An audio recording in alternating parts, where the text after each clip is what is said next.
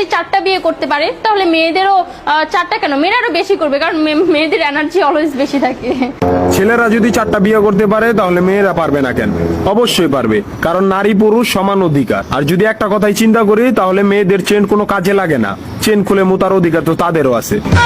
মালে আসেন, একটা চাবি দিয়ে যদি 4টা তালা খোলা যায় ওটাকে বলা হয় মাস্টার কি, আর একটা তালা যদি 4টা চাবিতেই খুলে সেটাকে বলা হয় কি। ধরেন আপনি 4টা ইঁদুর পালেন, আপনার কাছে গর্ত আছে একটা, বাহিরে অনেক বৃষ্টি, বুঝেনি তো ওয়েদার ডিমান্ড, এখন 4টা ইঁদুরের একসাথে গর্তে ঢুকতে হবে, তখন আপনি কি করবেন?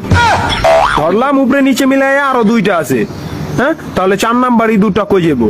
কানের ফুটা দা না নাকের ফুটা দিয়া? হ্যাঁ, তার মধ্যে মাসের মধ্যে 7 দিন থাকে লকডাউন। আমি মানি, আমি না শুধু সবাই মানে, মেয়েদের অনেক পাওয়ার, মেয়েদের অনেক এনার্জি। তাহলে দেশের মধ্যে ঘন ঘন লোডশেডিং হয় কেন? আমার মাথায় কোনোভাবেই ঢোকে না।